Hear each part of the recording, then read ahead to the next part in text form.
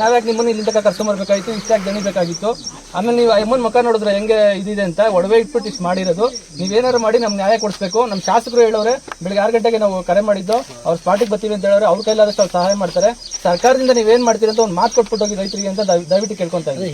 ಸರ್ಕಾರದಿಂದ ನಾವು NDRF festival guidelines ಪ್ರಕಾರ ನಮಗೆ ಅದೇ ಒಂದೇ ಅವಕಾಶ, ಬೆಳೆಗಳು ಹಾನಿಯಾದ ಸಂದರ್ಭದಲ್ಲಿ ನ್ಯಾಚುರಲ್ ಡಿಸಾಸ್ಟರ್ಲಿ ಅದನ್ನು ಫುಲ್ ಫ್ಲಡ್ಸ್ ಇಮಿಡಿಯೇಟ್ಲಿ ಅವ್ರಿಗೆ ತಲುಪಿಸೋ ವ್ಯವಸ್ಥೆ ಡೈರೆಕ್ಟ್ DBT ಬರುತ್ತೆ.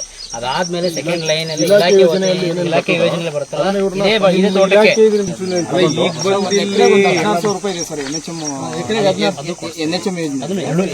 ಅದನ್ನ ಇವಾಗ ಬಜೆಟ್ ನಾವು ನೆನ್ನೆ ಕೊಡ್ತಾ ಇದೀವಲ್ಲ, ಅಲ್ಲಿಂದ ಬಂದ ತಕ್ಷಣ ನಾವು ಮಾಡಿಲ್ಲ ಸರ್.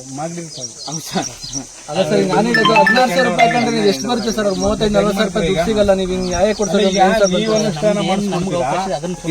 ಏನಾಗುತ್ತೋ ಇವಾಗ ಸುಖವಾಗಿರೋ ಲೀಡರ್ಗಳು ನಾವೇ ಮಾಡಿದ ರೈತರಿಗೆ ಸರ್. ನಾನು ಬಂದಿದ ತಕ್ಷಣ ಏನ್ ಹೇಳಿದಮ್ಮ, ಇಲ್ಲಪ್ಪ ನೀನು ಎಷ್ಟು ಕೊಡ್ತೀನಿ ಅಂತ ಹೇಳಿದಪ್ಪ, 25,000 ರೂಪಾಯಿ ಕೊಡ್ತೀನಿ. ಎಲ್ಲ ಒಟ್ಟಿಗೆ ಮಾತಾಡಿ ಒಟ್ಟಿಗೆ ಹೇಳಿ.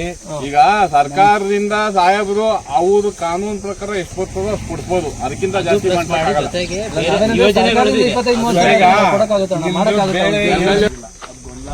ಅದು ನಿನ್ನೆ ಅವರಿಂದ